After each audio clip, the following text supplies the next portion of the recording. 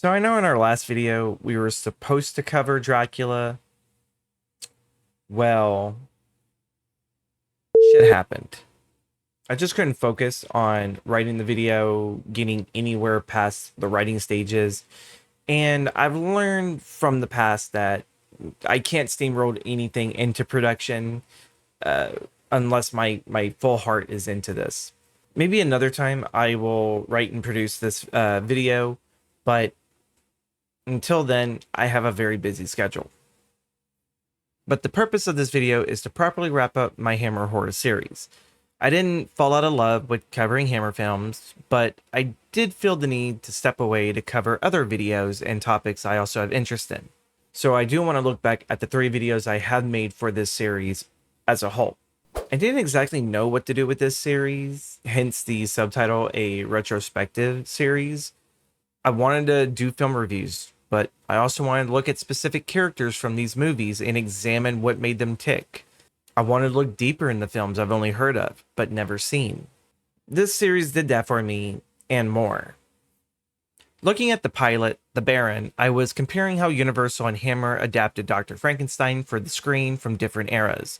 While Hammer is closer to the source material, they also took liberties to make Baron Frankenstein a real monster. I dived into the sequels as well, as I originally intended to cover the franchise as a whole, but that was too big of a challenge for me to start off fresh on this channel. Regardless, I learned a lot from that video and I'm still proud of it. The Curse of the Werewolf was a fresh Hammer film for me to enjoy. I never had rewatched a film so many times in the past year than this film in particular.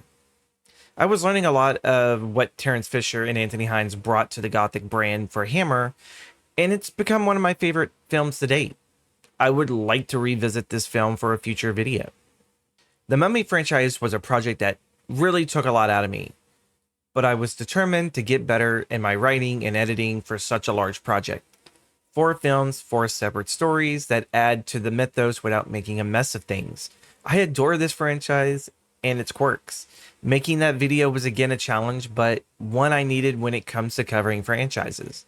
If you haven't seen Hammer's Mummy films, I encourage you to go watch them before checking out my video on said franchise. It's worthwhile fun. None of these were perfect, and I've learned not to strive for that. Instead, there's a Willem Defoe quote that I keep in the back of my mind when it comes to making my videos. I always like this idea of trying to fail. What do you mean? Try to make a bad painting. Try to act badly. Try to be lousy in that scene. It's interesting. It kind of puts the idea of striving for perfection on, it does something. If anything, these videos helped me immensely, and also working on another project of video series with the top 5 Gothic horror films that I'm slowly kind of getting rid of the top 5 part and retooling it for a whole brand new series while in the making. What can I say? I like to evolve my videos. I don't look at any of this as a failure, but instead as lessons learned on what works both visually and strictly in the screenplay when trying to get my passions out there to you guys. I love these films. I love making these videos. This isn't me throwing in the towel by any chance. We have a lot to cover for 2026 and onward. So to wrap up this video, this is the end of Hammer Horror and looking onward to the future. Thank you for watching.